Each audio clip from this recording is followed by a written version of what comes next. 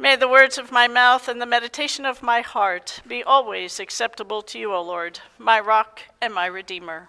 Amen. Please be seated. This Christmas tide, I've been following Joseph, thinking about the way he lived and the choices he made. He's not a 21st century kind of guy, so it's hard to imagine being in his story. Today's gospel gives us an opportunity to see him more deeply. Shortly after Mary gave birth to Jesus, wise men arrived. They brought gifts, but there were no baby rattles or bibs or bassinets.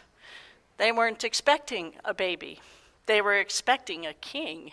So they showed up with gifts appropriate for royalty: gold, frankincense, and myrrh. When the wise men departed, Matthew said Joseph had 3 encounters with an angel, all of them occurring during his dreams.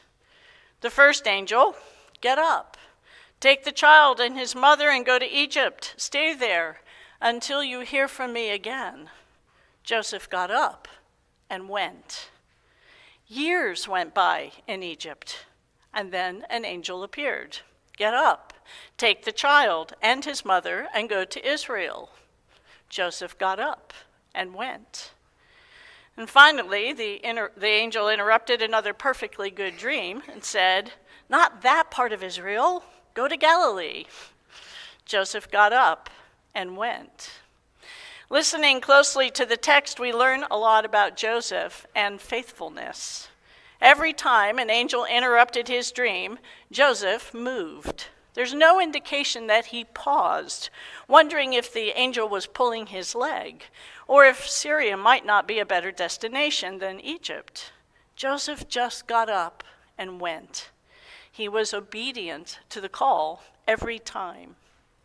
In that day, there were no banks or ATMs on every street corner, and tradesmen like Joseph traded their daily labor for food. If the wise men had brought baby toys and onesies, the trip to Egypt would not have been financially possible. The gifts they brought were portable commodities that Joseph could easily sell for food and supplies.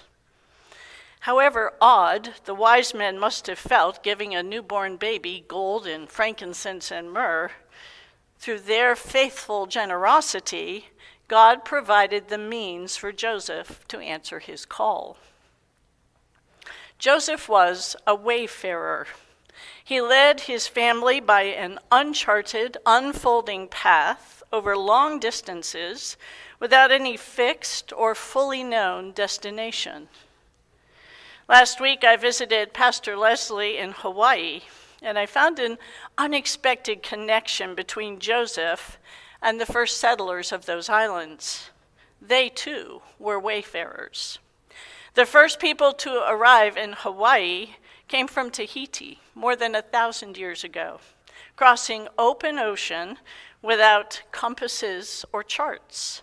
They did not drift there by accident. They knew where they were going, but they did not know exactly how that journey would unfold. They navigated by the stars, memorizing where certain stars set and rose over the horizon. They would lift their hand to the night sky and read the stars through their fingers, measuring direction not with instruments, but with their physical bodies. They trusted that the guidance they had been given would be enough for the next stretch of the journey. When winds changed, they did not turn back. When currents pushed them off course, they did not assume they had failed. "Not that way" was not a rebuke, it was information.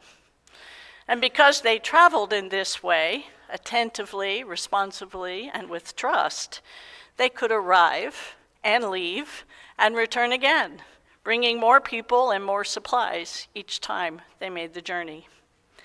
Joseph would have understood that kind of journey. He was not wandering, he was listening. And every time God said, "now," or "go," or "not that way," Joseph received the information, got up, and went. Earlier I said that Joseph was not a 21st century kind of guy, and in many ways that is true. He didn't have a career that provided a steady stream of food, comfortable housing, or a 401k account. He didn't have a car with a GPS system that could take him from Bethlehem to Egypt and back to Galilee again. The stuff of his circumstance was very different from our experience today. But the way he responded to God's call is exactly the way we respond. Listening for the next faithful direction, trusting that what we have been given is enough, and moving when God says, now. Like Joseph, we are wayfarers. We know that God calls us into deeper and deeper relationship with God, but try typing that destination into your GPS system. Faith does not give us coordinates or a timeline.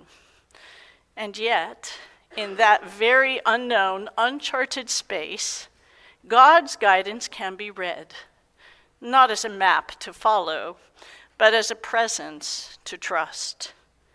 Faith gives rise to practices, prayer, discernment, gathering together, worship. These are not things we do while we wait for clarity. They are how we navigate when clarity has not yet arrived. We are like those ancient wayfarers, raising our hands to the night sky, reading the eternal signs God provides for all who choose to see. The star that led the wise men and the ancient wayfarers is still shining brightly. Where is it leading you today? And where is it leading us together today? Amen.